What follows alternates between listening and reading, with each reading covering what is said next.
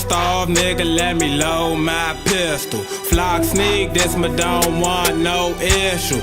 በሂፕሆፕ ዓለም ውስጥ በሙዚቃ መሳደብና መጣላት የተለመደ ነው።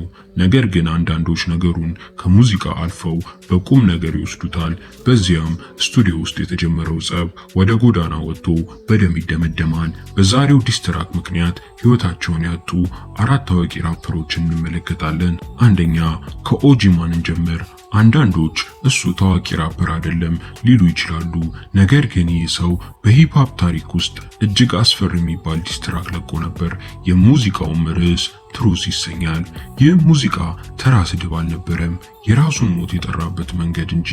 የኦጂማን በዲኤምቪ አካባቢ የሚታወቅ አደገኛ የጎዳና ላይ ሰው ነበር። ነገር ግን ከቀድሞ ወዳጁ ከቢግ ፍሎግ ጋር መጣላቱ ለውድቀቱ ምክንያት ሆነ። ቢግ ፍሎግ በእስር ላይ እያለ ኦጂማን የጓደኛውን ፍቅረኛ ወሰደብኝ በሚልና መረጃ አሳልፎ ይሰጣል ብሎ በሙዚቃው ላይ ሰደበው። ኦጂማን ከእስር ሲወጣ የሰጠው ምላሽ ግን እጅግ አስደንጋጭ ነበር።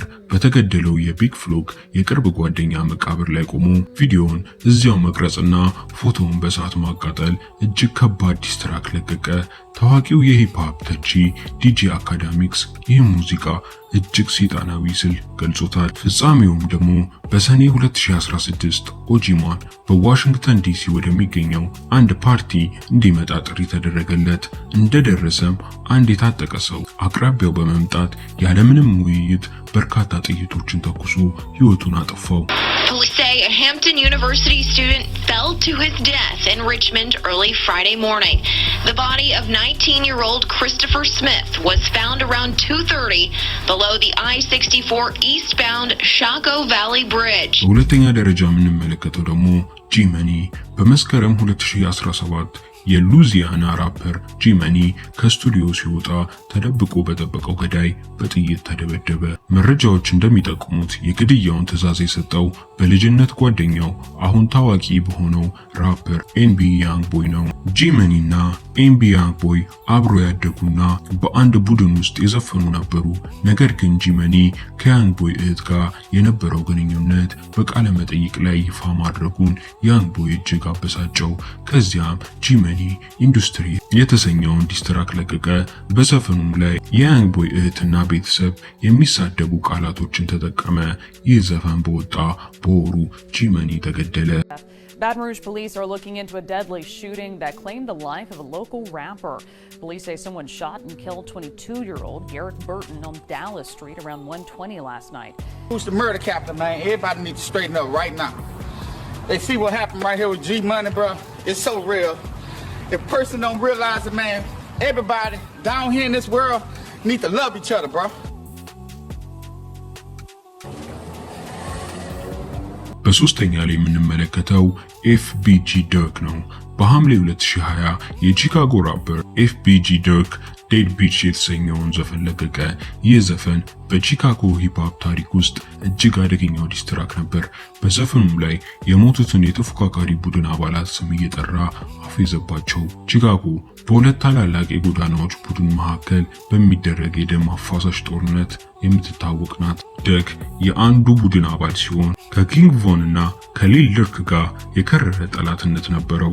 ይህ ዘፈን ከተለቀቀ በኋላ ጠላቶቹ እሱን ለገደለ ሰው $50,000 ክፍያ መድበውለት ነበር። ፍጻሜው ደግሞ ዘፈኑ በወጣ በ3 ሳምንታት ውስጥ ነሐሴ 2020 ኤፍቢጂ ደክ በቺካጎ ሀብታም ሰፈር ሱቅ ውስጥ እያለ ከሁለት መኪና ወርደው የመጡ 4 ታጣቂዎች 38 ጊዜ ተኩሰው ገደሉት።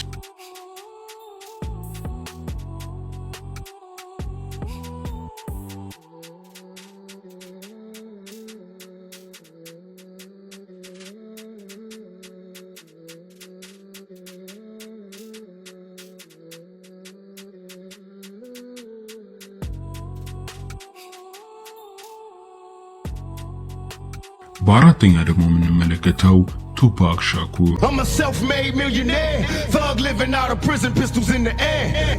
Biggie, remember when I used to let you sleep on the couch and beg a bitch to let you sleep in the house? Now it's all about Versace, you copy my style. 5 shots couldn't drop me, I took it and smiled. Now I'm about to set the record straight. With my AK, I'm still the thug that you love to hate. Motherfucker, I hit him up. በሂፕሆፕ ታሪክ ውስጥ እጅግ ታዋቂና ጨካኙ ዲስትራክ ማን ነው ከተባለ መልሱ ሂት ሚ አፕ ነው። ቱፓክ ይህን ዘፈን ያወጣው በምስራቅና በምዕራብ አሜሪካ ራፐሮች መካከል በነበረው የከረረ ጦርነት ወቅት ነበር። ዘፈኑ ቀጥታ የሚሳደበው የቀድሞ ጓደኛውን ቢጊና የሙዚቃ ድርጅቱን ነበር። በዘፈኑም ላይ የተለቀቀው ከባድ ስድብና ዛቻ ተራ የሙዚቃ ግጥም አልነበረም፣ ይፋዊ የጦርነት ማወጃ እንጂ። ፍጻሜው ደግሞ ሂት ሚ አፕ በወጣ በ3 ወሩ በመስከረም 1996 ዓ.ም ቱፓክ በላስ ቬጋስ መኪና ውስጥ እያለ በጥይት ተደብድቦ ሕይወቱ አለፈ። በሙዚቃ ውስጥ የሚደረግ የቃላት ፉክክር ማራኪ ሊሆን ይችላል፣ ነገር ግን የጎዳና ላይ ጥልና እውነተኛ ጸብ ሲቀላቀልበት ውጤቱ የብዙዎችን ሕይወት በወጣትነት ይቀጥፋል። ከነዚህ 4 ራፐሮች ውስጥ እጅግ ያሳዘናችሁ፣ ያስደነገጣችሁ የትኛው ታሪክ ነው? ቪዲዮውን ላይክ፣ ሼር፣ ሰብስክራይብ ማድረግ እንዳረሱ። በሚቀጥለው ቪዲዮ እስክንገናኝ ቻው።